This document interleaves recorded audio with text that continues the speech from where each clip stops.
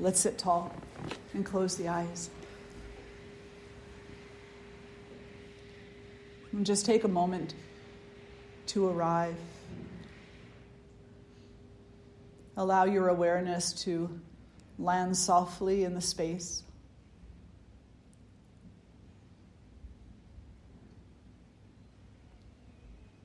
Whatever is carrying you up and out of yourself, allow that to resolve.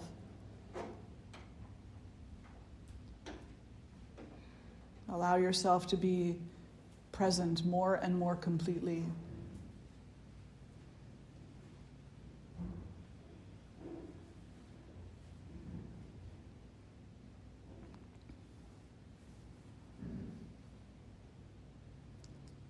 Give yourself permission to receive relief from presence,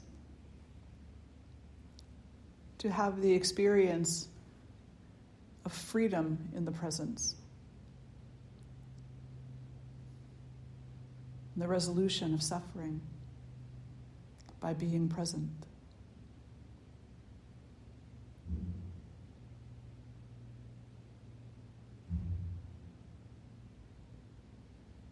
And draw the hands together. And we'll chant one Om. Take a breath in.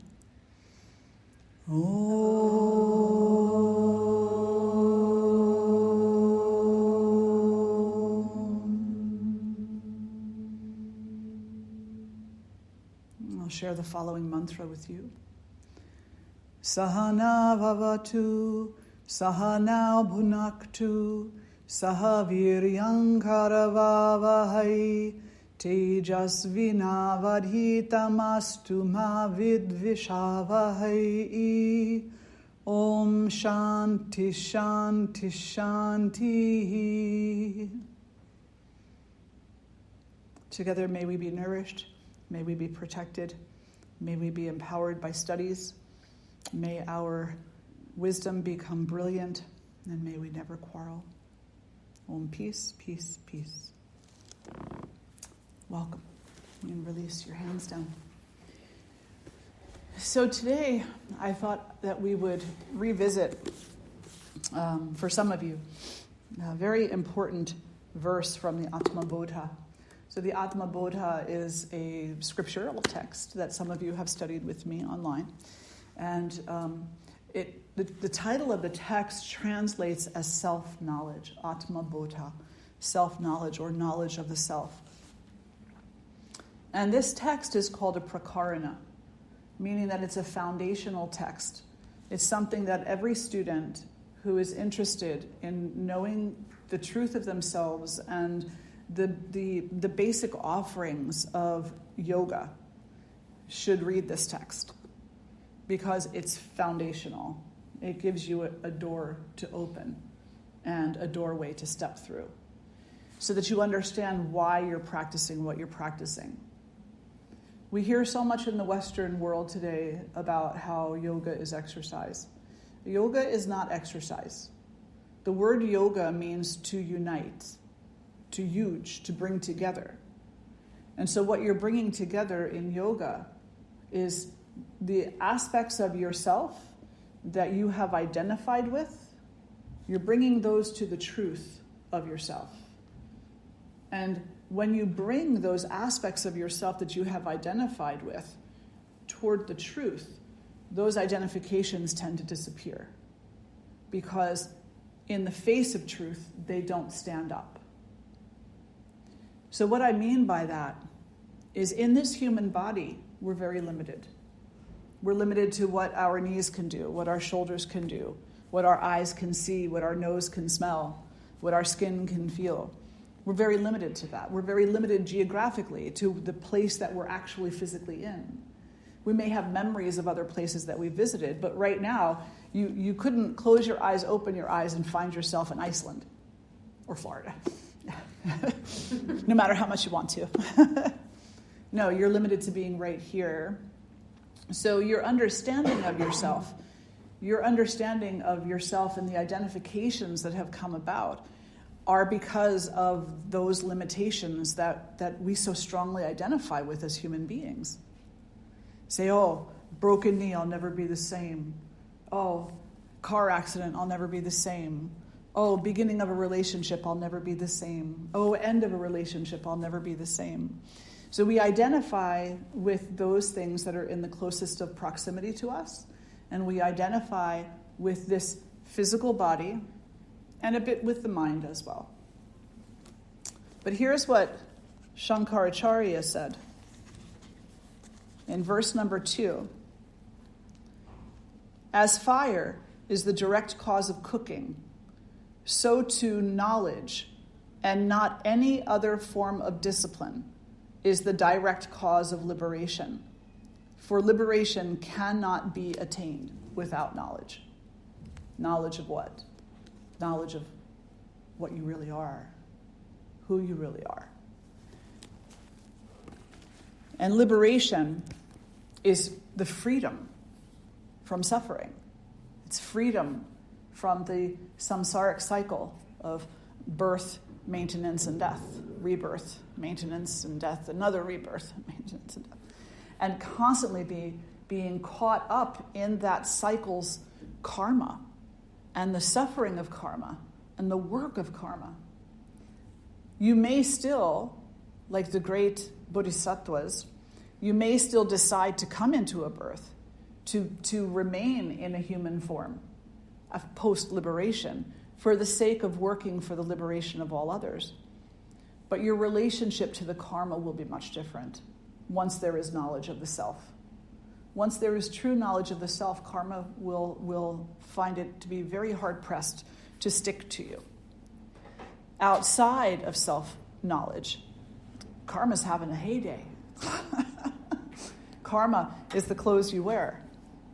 I enjoy Taylor Swift's music, and she has a new song called Karma. And in there it says, karma is my boyfriend. Karma is my cat that sits on my lap because she loves me. It's like, yeah, karma's having a field day. Field day. Initially, I kind of thought, oh, no, please don't sing about karma. Because, it's just such a limited understanding. But actually, a lot of what she said was pretty clear. Karma is with us always. Always. And the primary reason that karma is with us is because we don't have an understanding of the self. Is because we don't have knowledge of the self. Now, what is knowledge? Knowledge is not logical. So you can say, well, Kelly, you read the Atma Bodha, right? Kelly, you read the Atma Bodha. You know it already. Yeah. Reading the book is not knowing. I've read it a couple of times. And still, walking through the halls, I identify with my cold feet. Totally. So it's not logical. It's not like you read it, now you know it. No. You read it, you understand it. No. You read it, and you can repeat it. Kind of like, the monkey in the zoo will repeat things it's taught too. But that doesn't mean that it actually has an understanding, a deep knowledge, a deep awareness of how true it is. And I, for one, absolutely adore monkeys and greater primates and think that they are by far very sentient beings. I feel that they have souls. I feel rocks have souls. Very much in line with the Jain tradition for that. But it's really true that, we identify with objects, so much so that we identify with the book, Atma Bodha, more than we identify with its contents. Does that make sense? Yeah. So what is knowledge? Again, that question, it's not logic. What is it then? It's the truth. But what is the truth? Well, the truth is that you are an eternal soul. Well, yeah, I know that. I read the book. Yeah. No. The truth is that you are an eternal soul and that you're camouflaged to yourself.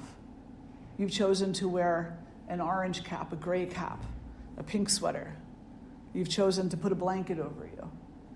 It's like all layers of camouflage. Only when we talk about the truth of the self, the camouflage that you've chosen to put over yourself is the mask of identity.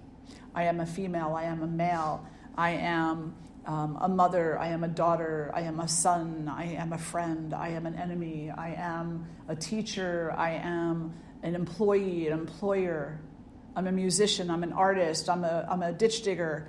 You've chosen to disguise yourself through these particular identifications.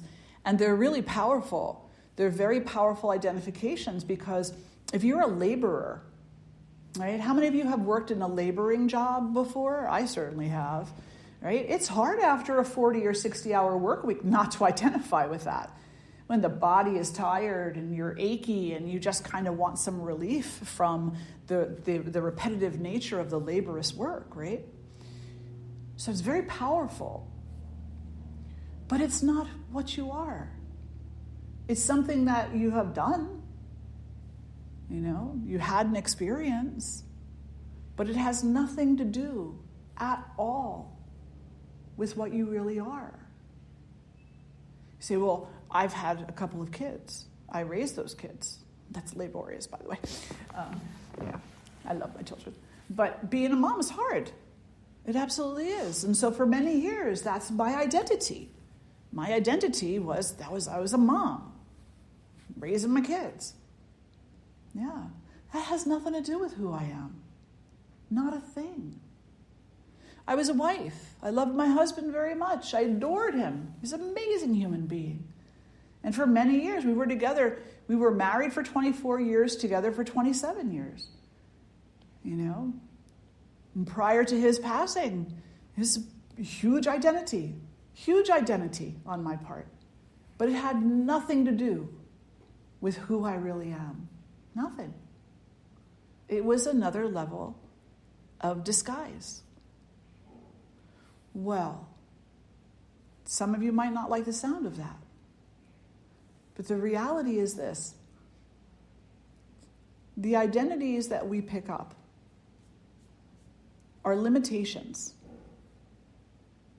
If I'm a wife, I'm supposed to be a certain kind of wife. And I'm either comfortable or uncomfortable in that. And depending upon if I'm comfortable or uncomfortable in that, tells me if I'm going to stay put with contentment or reach out and try to make life more interesting.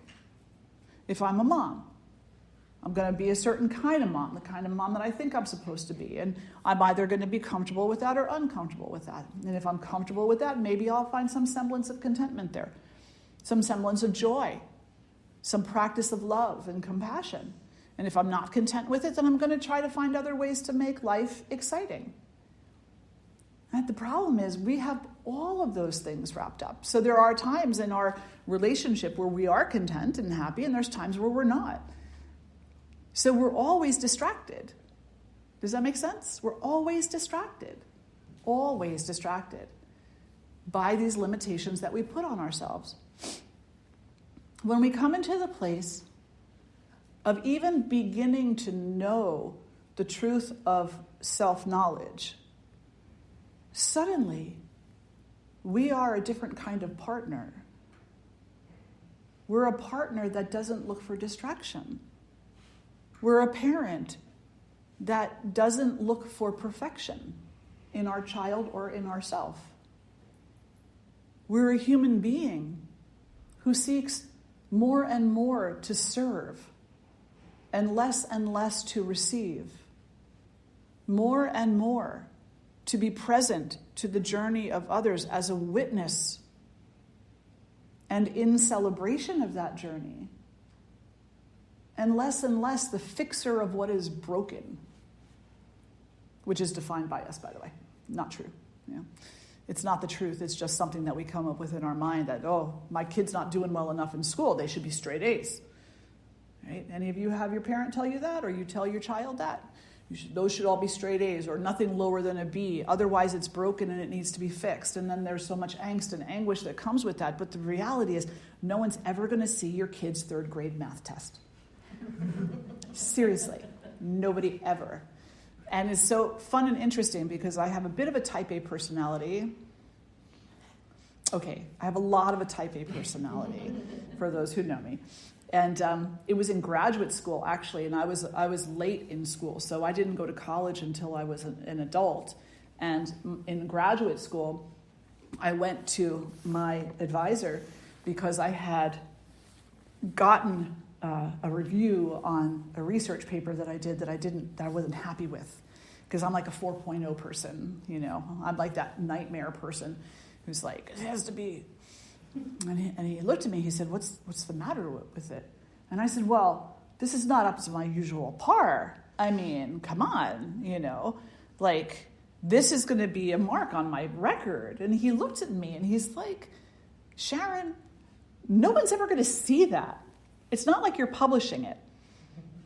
He's like, it's going to go into your file and disappear into the basement and potentially be destroyed one day. It's like, no one's ever going to see that. And then he also reminded me that there's a lot of value in humility, because humility is what allows us to learn, and to stop being so identified with the ABC system and instead find joy in what you're engaged in. And if you find joy in what you're engaged in, the letter grade doesn't matter. Everything will take care of itself based on the joy that you present as the essence of yourself to the function of what you're doing. And hopefully that made sense. Yeah. So taking simple joy in parenting, in partnering, in whatever you're doing, in working, in walking, in hiking, in being a friend, just joy, And then when other people are misbehaving, so what? That's not you. You don't have to worry about it. You don't have to own that. You don't have to fix that. You don't have to do anything. You can just be like, I recognize your suffering. I'm hoping that you find the easy path, but you have to be the one. Right? So knowledge is not logical. Knowledge is not the identification or the familiarity that we have with the identifications that we've come up with for ourselves in this life. That's nothing to do with it. Knowledge is this is this inherent sense of acceptance. It's not even acceptance, it's surrender, but it's not really surrender either. Because in acceptance and surrender, there's still kind of a negotiation going on there. It's like, oh, okay, I surrender, but there's still a part of me that's fighting. Acceptance means that we made the choice to accept it, and that there is the plausibility that we will once again deny it. So true knowledge is actually even beyond acceptance and surrendering. It's beyond that. It's pure. I don't know that there's a word for it actually that can cover it in the English language, what knowledge actually is. But it is a feeling that we get too. It's a relief. So I guess that if we were to say, well, what would it feel like to be knowledge, to be truly embedded in knowledge, to be living from knowledge? I would say it would be an amazing relief, an intense, deep, personal relief. There would be no more worry in the mind. There would be no more doubt in the heart. There would be no more resistance. There would be no more unhealthy competitiveness. There would be no more grasping, lunging, searching. There would be no more, but what about this? But what about that? Wouldn't be a need for any of that. There'd be no more questioning. Because knowledge as truth is the truth. And when you abide in the truth, there's nothing left to ask. As practitioners of yoga, it is likely that we will have the experience of that type of relief in moments in time along the way, but it won't be lasting. We'll fluctuate back and forth between the identifications and the knowing. We'll have identifications with whatever happens to be going on in our life right now. And then we'll sit down in meditation, and maybe in meditation or right after meditation, we'll have a moment of great relief where there is nothing weighing down on the mind and nothing weighing heavy on the heart. And there's only a sense of genuine, profound joy or loving joy, loving kindness. And nothing and no one is excluded from that kindness. There's a great relief. And then the phone will ring, or the doorbell, or the kid will yell, or the dog will bark, and be like, shit. And then it all starts again. So knowledge is relief. And it's relief from suffering. It's relief from suffering.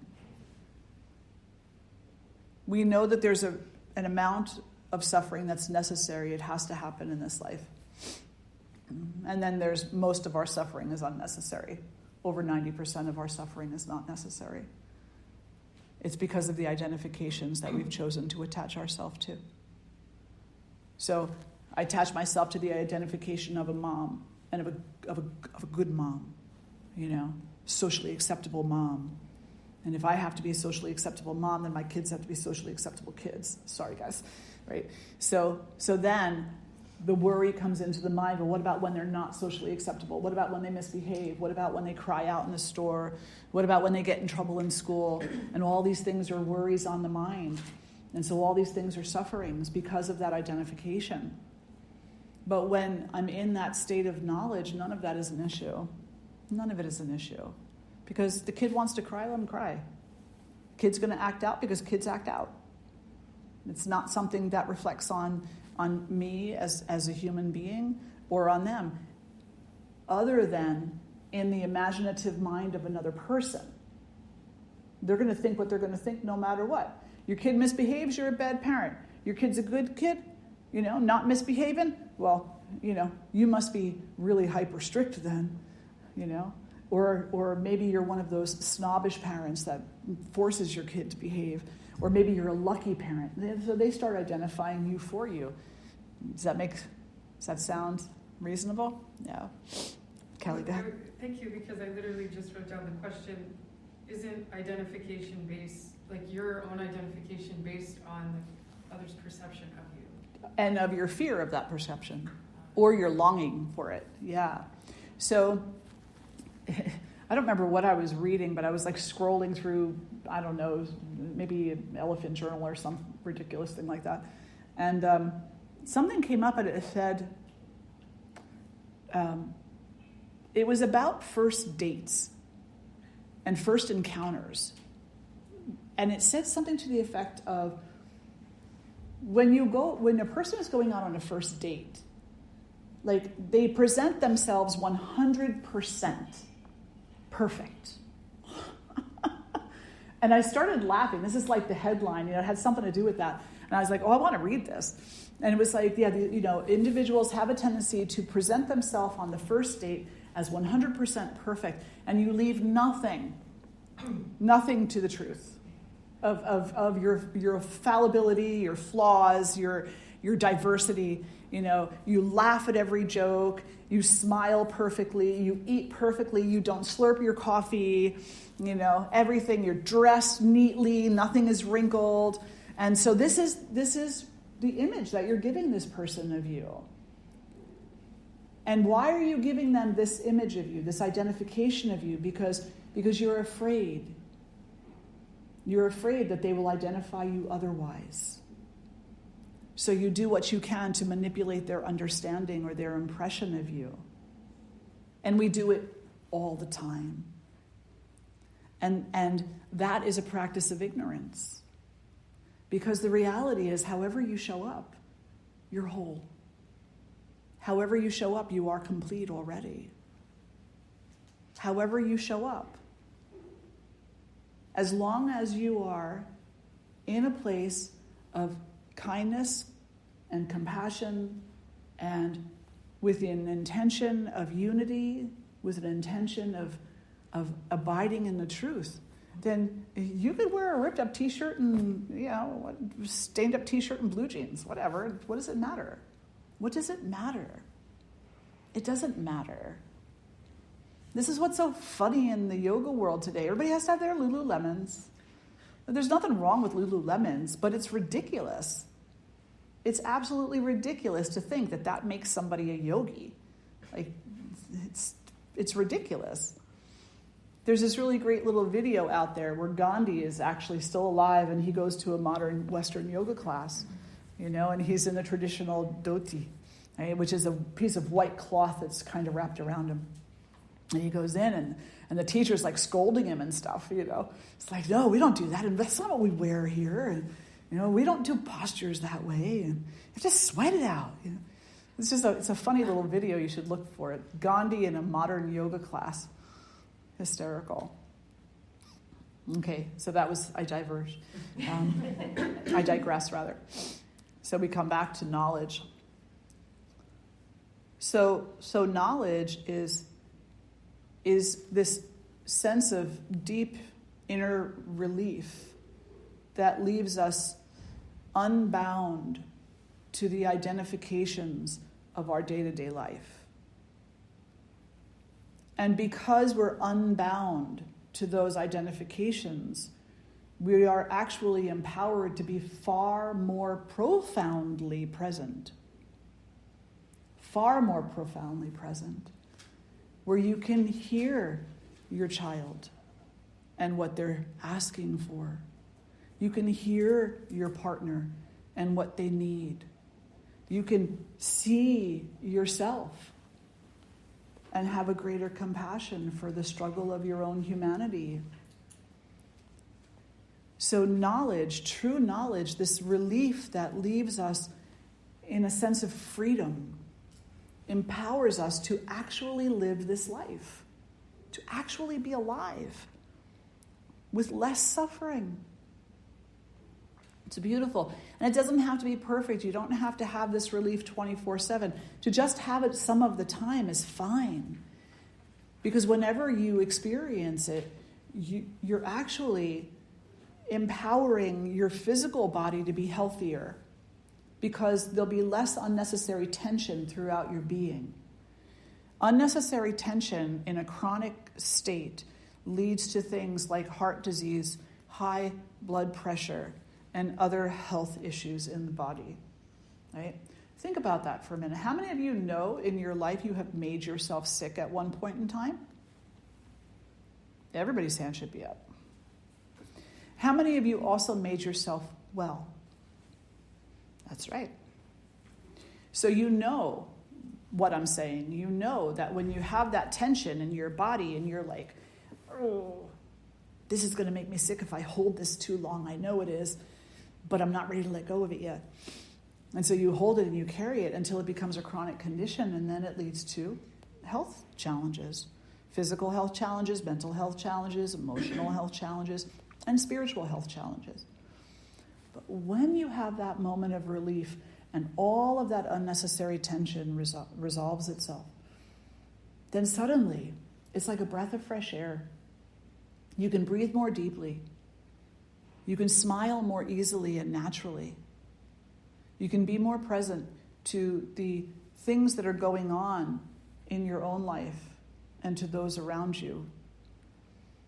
And there's a simple feeling, a simple sense of we're all going to really be okay. This may be really freaking hard right now, but truly we're all going to be okay. We just have to work at it a little bit, maybe a lot, but we're all going to be okay. And that affirmation of okayness is what gives us the strength to continue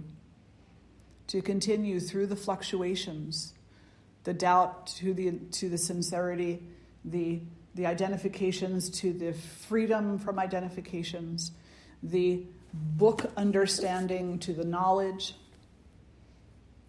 all of it. So you keep coming back. That's a really powerful affirmation in English. We really are all going to be okay. It may just take a bit of work. And you keep saying that. And you could even simplify and say, I really am okay in this moment. I really am okay in this moment. I really am okay in this moment.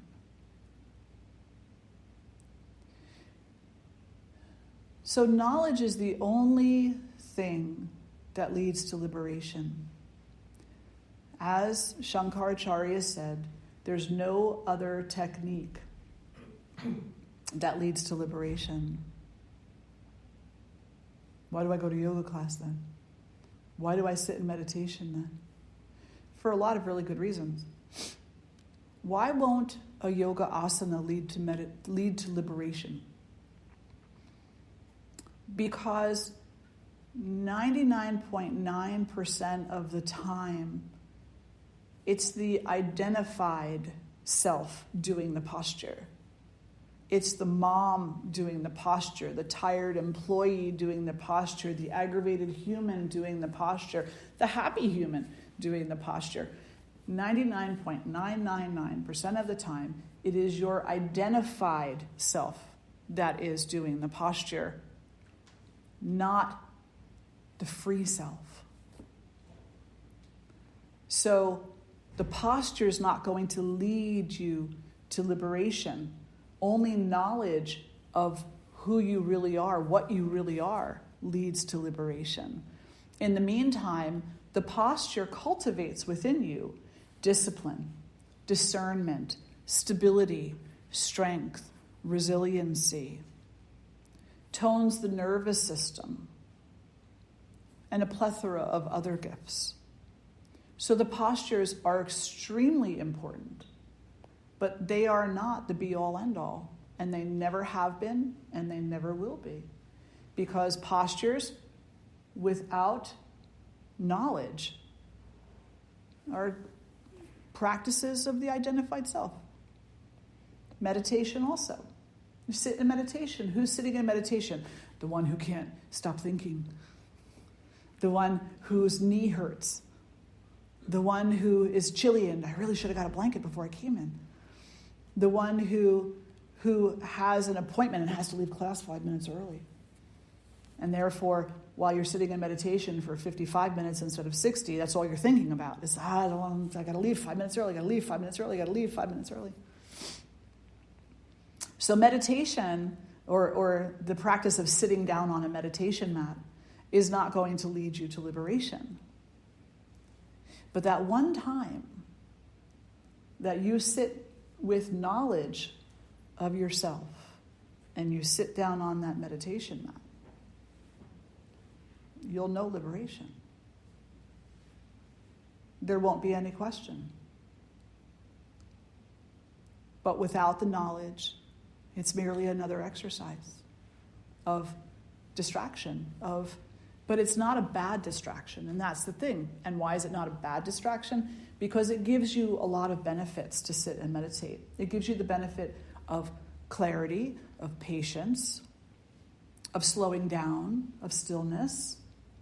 It balances all of the hyperactivity in your regular off of the mat life, right? So it tones the nervous system. So it gives you a lot of benefits. I said tones the nervous system for both, right? For the asana and for the meditation, and for any other technique you practice. Tones the nervous system. Why is it so important to tone the nervous system? Because if you came in here today and you said to me, Swamini, that's it. I want to be liberated right now. What do I have to do? And I said, okay, no more identifications. You can no longer identify with anything at all. You are not identified as a mother, a partner, a student, a teacher, a worker, nothing. No more identifications. From this moment on, you are simply pure energy in a body. And that is the energy of love for all, excluding none. Your nervous system would fry on the spot. It'd be like, what? I'm not ready for that. Oh my God. You mean I have to like my enemies? I have to love that idiot? No. What do you mean I can't identify as a mother? Right? Well, you can always identify as a mom. After all, the mother. But that's a different kind of a mother, is it not? She doesn't look at one and say, you're deserving, and another and say, you're not. She looks at us all with sama, with sameness. She says, I love you all, no matter what you think you've done. She doesn't look and say, I'm going to bless you, but not you. No, she blesses all of us. We've built up our disguises and our walls so thickly and heavily that most of the time, most of us can't sense the blessing is present. It's only when we begin to peel away the layers, peel away the identifications, peel away the ignorance, that the blessings become obvious to us. And it's not because they were just received, it's because they've been there all along. Yeah. So this knowledge is really, it begins as a relief, but then it simply is a being, just being, with no fear of what others label us, say about us, with no projection about what others are or aren't, with no expectation. It's really easier to be in relationship when you don't have too many expectations. It is. Now, I know a lot of what I'm saying here right now sounds pretty extreme, but the reality is, a little tiny bit of medicine goes a long, long way, right? So let go of one or two expectations. Let go of one or two identifications. Just try it on for size. Say, just for today, I'm going to go through today and I'm going to see how many times I think of myself as a good friend versus a bad friend, as a good mom versus a bad mom, as good versus bad. Just for today, I'm going to go through the day, I'm going to have a little piece of paper in my hand, and I'm going to look neurotic because I'm going to mark it down on each column, each time I think that way.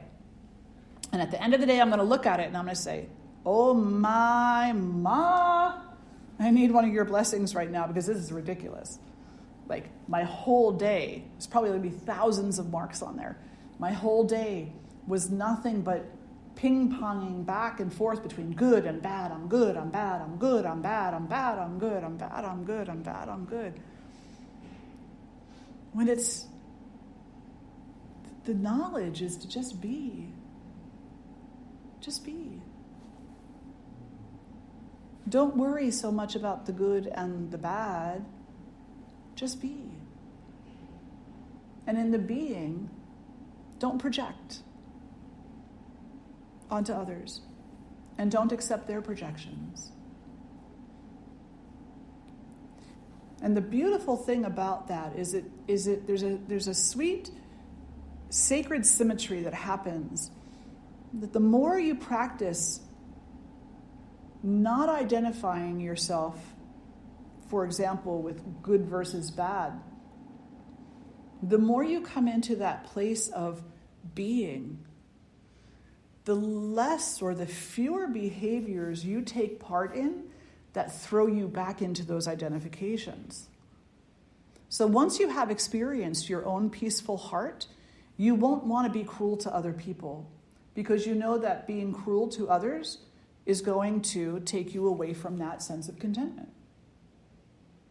You won't want to continually scream at the kids because you know that that's going to give you days, weeks, and months of regret. And that's going to take you away from the peacefulness of your own self. You're not going to want to gossip about other people because you'll recognize that gossip is going to have a karmic consequence to it in your own self. The consequence of guilt, the consequence of shame, the consequence of regret, resentment. What you put the word there. So the more that you sit there and study yourself and how you identify with good and bad and the suffering associated with that, the less you're going to want to identify with the behaviors that cause those identifications to begin with. And the more you'll simply be a pure presence and not a combination. I'm trying to think of a nice way to say it. the more that you will be present, just pure presence, versus being an involved party in the breaking and fixing of things. Does that sound right? Yeah? Okay. Questions or reflections at this point? Is it a lot to think about? Yeah. Yeah. Where to begin? Just with one thing. Just with one thing. Acknowledge that you don't know right now. That you're not with knowledge right now. You may logically have some. You may have read the book.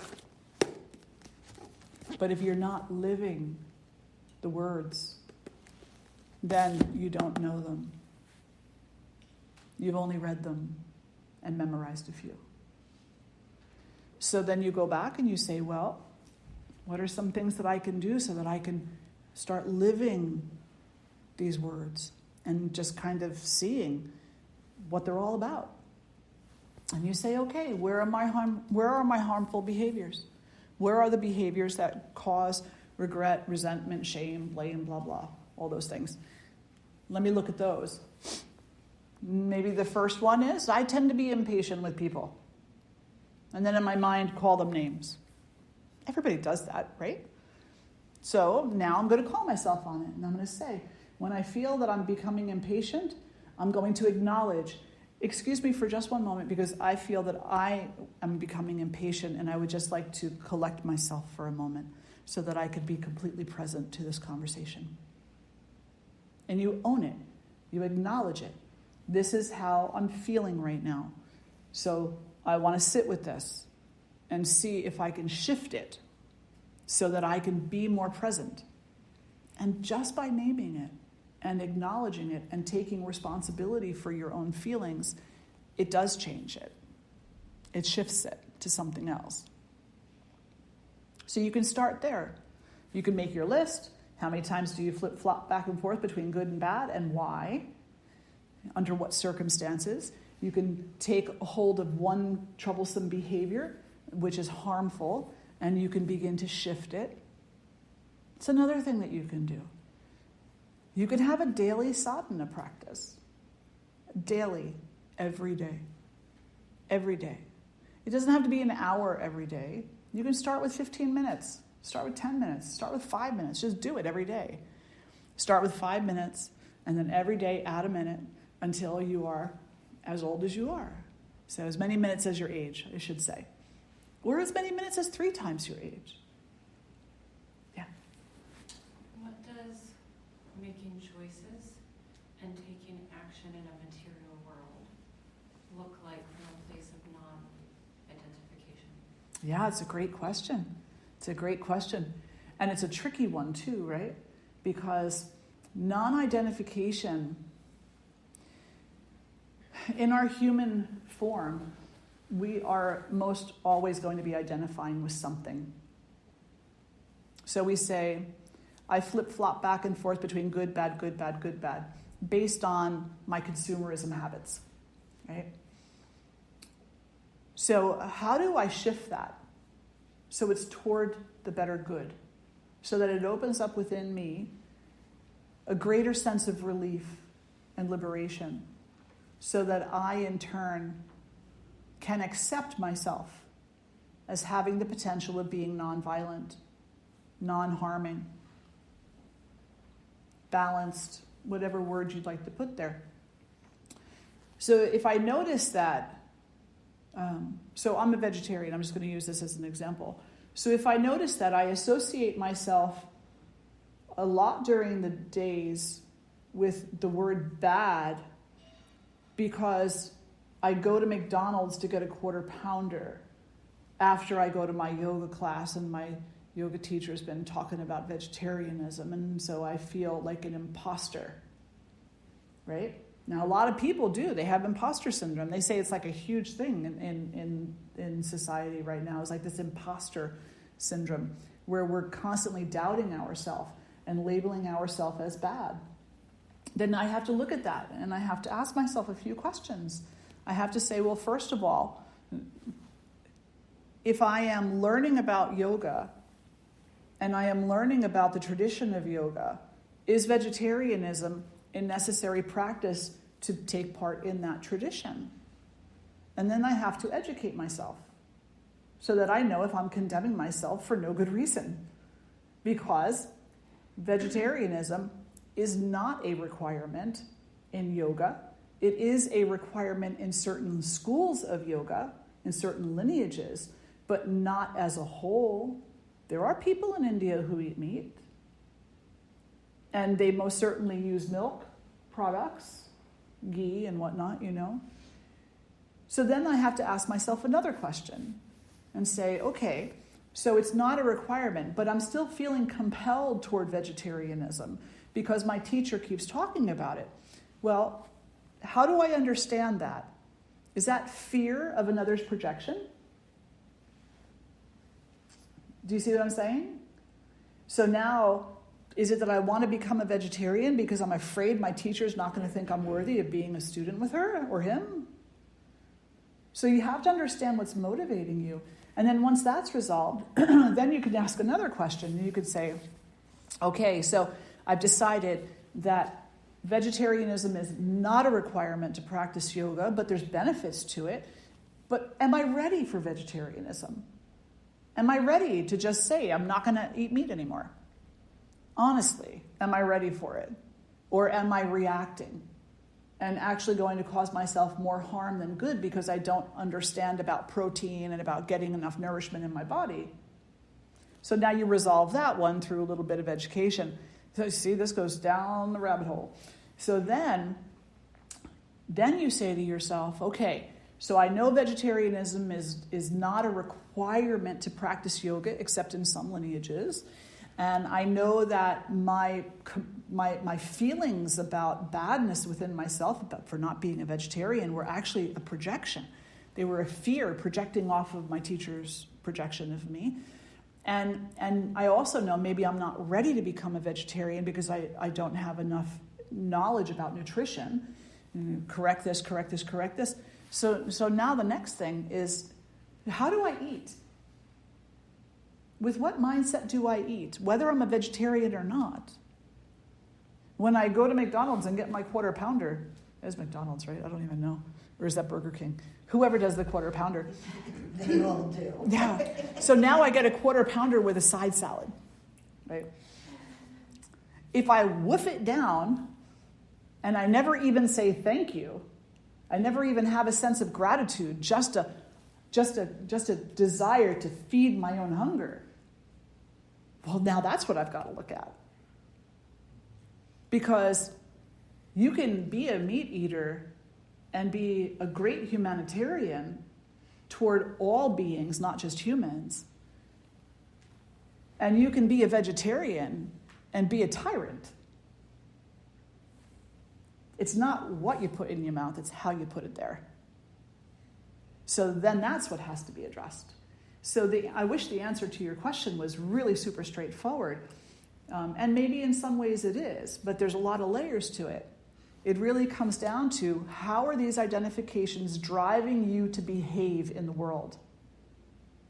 And if they're driving you to be argumentative, to be accusatory, to be violent, to be harmful, to be pushy, to be hyper-competitive, to be careless, to be apathetic, or anything like that, then they're harmful. And they need to be addressed. But if the identifications empower you to healthfully walk through the world with a heart and a mind focused on the greater good, then those identities are not a problem. Those identities are not a problem. Don't worry about them. It's the ones that are problematic that we need to work with first. Because the reality is that in this life, very few people are going to move beyond all identifications. Very few. But that doesn't mean that you shouldn't work at it. Because maybe you're one of those few. But even if you're not one of those few, right-sizing even one identification in this life will change so much in your relationship to yourself and your relationship to those around you. So it's worth the work, because a little bit of freedom is certainly far more sweet than no freedom at all. A little bit of freedom. A little bit of freedom is going to compel you to explore more and more and more. And, in the world today, we absolutely are so hung up on identification. We really are. And why? Because we're afraid of what other people identify us as. We're like, stop identifying me. But the reality is you can't stop them from identifying you. It's not possible. That's what they do. That's what people do. They identify, they look, and they say, orange hat, gray hat. Pretty headpiece. I don't know what's on there, but it's a bunch of colors. And they're going to look and they're going to say, I like that one. And that has to do with nothing except their own personality and their own fear and their own desire. It has nothing to do with you. It doesn't mean that the gray hat and the orange hat aren't absolutely wonderful and stunning. It doesn't mean that at all. It just means that that's what they're driven to. So don't spend so much time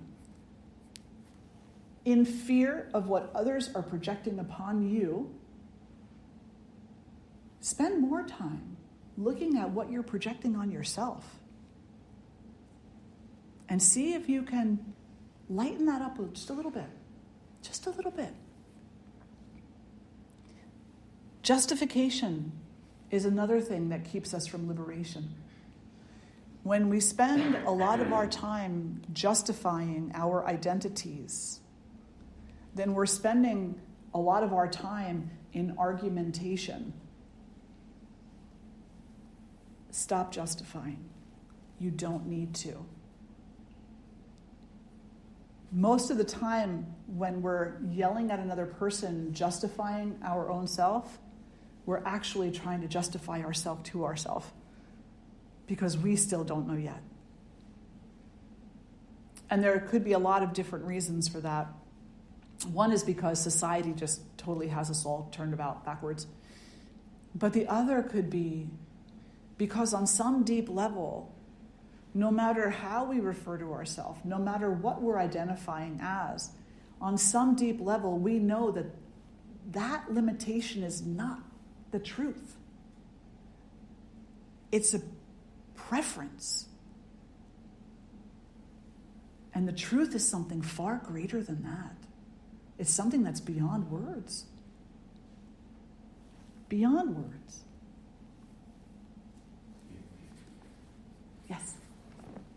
When you talk about identifications, it feels a little bit like how people talk about programming or cultural conditioning. Mm-hmm. When you talk about knowledge this morning, it makes me feel, the word that comes to mind is inner knowing. Mm-hmm. And so sometimes, deciphering between what is our truth inner knowing versus what are the programs that we've been Completely. Cultural conditioned. Absolutely. And so deciphering that sometimes can be really challenging. It can be super challenging. And I think that the cog in the wheel is doubt. Right? The cog in the wheel is doubt. So, and I'll just use myself as an example. So I'm a monk, right? So what does that mean? And okay, it's an identification, first of all. I'm a monk. It means that I have taken a vow in this life, and my vow is to be of service to my community, to utilize my energy for two purposes. The first purpose is my own self-knowledge, and the second purpose is to support the self-knowledge of all others in whatever way is needed. So I will not have another relationship My marriage ended when my husband passed away, and I will not enter into another relationship. I have my children. They're adults now. I will have no more children. I'm older now anyway, but I won't adopt or anything like that either. You're all my children. And so I had a conversation, and this is a recurring conversation, with people who feel that a woman my age who's a widow should really have someone in her life to take care of her. And I said, I have my community. My community takes beautiful care of me, and I'm quite independent. I can take care of myself. And it was quite humorous because one of the interns who used to live here, her mom had come for a visit and said to her, I worry about Swamini. She really needs a husband. And now enough people saying that, it could cast a doubt in my own mind, right? No, it doesn't. But let's just say it could, right? It could cast a doubt in my own mind of the validity of my own vow. So, you and I need to cultivate the strength necessary to have a healthy boundary between our own self-knowledge and intention and the projections of others. Understanding that what that person is actually saying is, I wouldn't want to be 59 years old, a widow, and not have a partner in this life. I don't see myself as a widow. I see myself as a member of a community, and I see you all as my partners. So it's perceptions, right? Yeah. So social constructs are super powerful, so powerful. They're what will keep you down in the gutter, and they will also be what raise you up onto a platform. So don't put so much energy into the societal projections, They're what tell you what society tells you you should be, right? Our society doesn't tell me I'm allowed to be a monk, right? It tells me I should be a nun. And I'm like, no. Sorry. Not that there's anything wrong with being a nun, there's not, but that's not the calling that my heart has. My heart has the calling of being a servant. That's all. And so whatever label this person wants to put on that, fine. But this is the one that I chose. And I'm good with it. Yeah. It's a great reflection. Any other questions or reflections? Yes. I just wanted to know how you would respond to someone who might say that the nature of the true self is unknowable. So you talked about knowledge and finding the true self, but what if somebody says, well, it's impossible to know? Then how do you respond to that? I would say that person is correct. Because the knowing that they're talking about is the logical knowing. It's impossible for us to sit here and rationalize what is the true self. Let's get it down to brass tacks, shall we? It's impossible. We won't be able to do it. So instead of saying, I'm going to come into a logical, egotistical knowing of the true self, it's not possible because the ego only wants to know what the ego wants to know. So it'll shade the true self into the colors that it likes. So instead, we say, well, the true self is whole and full. These are the only words that we can really kind of come close to or come in that direction toward. What is it that we're doing? How is it that we're behaving that's different than that? What is it that we're getting ourselves stuck in that would stop us from not knowing the whole self, but from experiencing it? Because of somebody said experience before. I think it was Kelly maybe, or Cindy. Somebody said that it was more of an inner, actually maybe, was that, who said inner knowing before? Yeah. So what is stopping me from having the experience of myself? And so we need to dissect all of those things, or at least a couple of them, because once you dissect one, you've taken a whole category for the most part, So let me say that a little bit differently. So to come into a logical knowing of the self is not possible. It's not possible. Because the aspect of the mind that is responsible for understanding in an intellectual is under the influence of the ego. It's under the influence of the ego. So it's not that kind of knowing. It is an inner knowing. It is a and that's why I call it relief, because when we're there, we're no longer striving.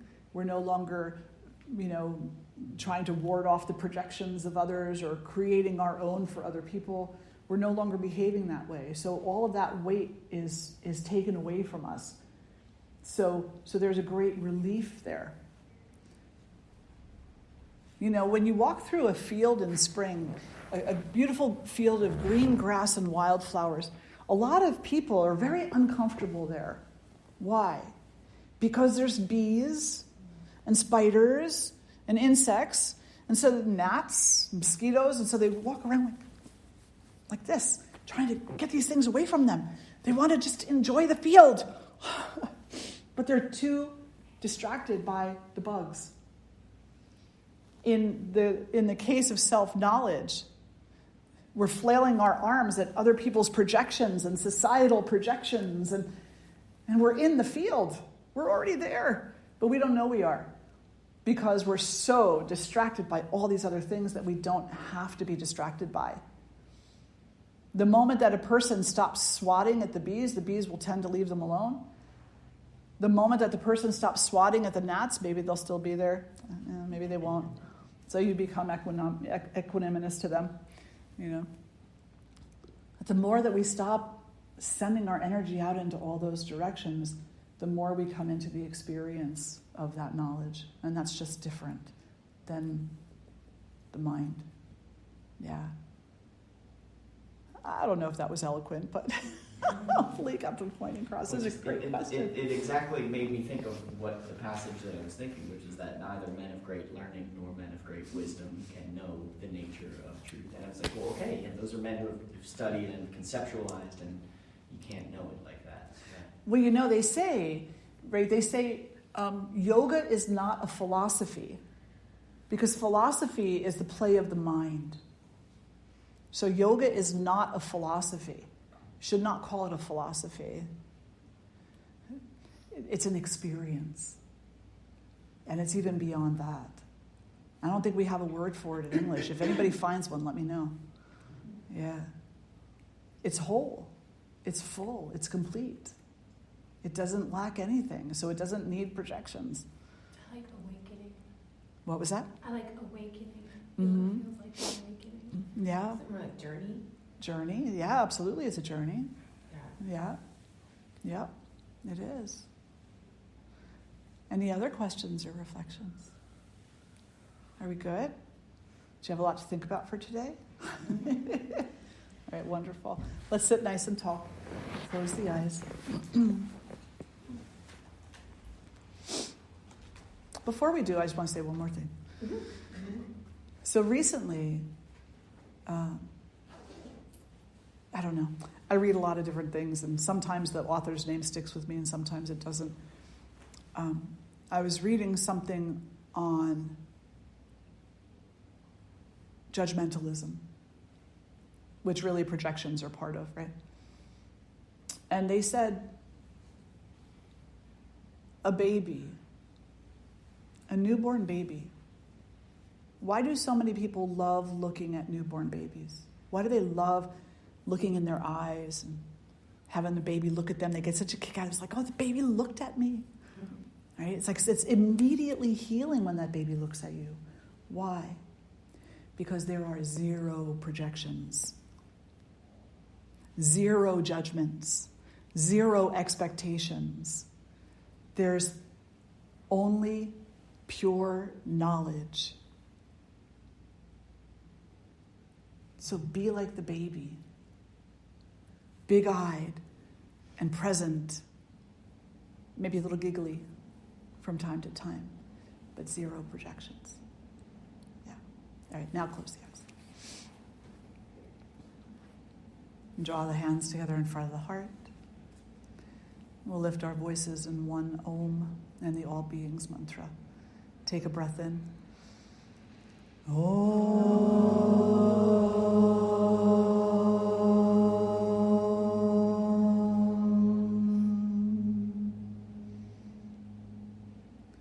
Loka samasta sukhino bhavantu. Loka samasta sukhino bhavantu. Loka samasta sukhino bhavantu. Om Shanti Shanti Shanti. Hari Om Shri Guru Bhyo Namaha. Hari Om. Now and always honoring your light and the light of all beings everywhere. Om peace, peace, peace. Hari Om. Jai Ma. Thank you all so much for being here today. So wonderful to see each and every one of you. Oh, knowledge. Enjoy it. When you say dogs are the same as the baby, What was that? dogs are the same as the newborn. Dogs are the same as babies until you give them a treat. Until you give them a treat. And then the eyes are saying, food? Food? You have more food?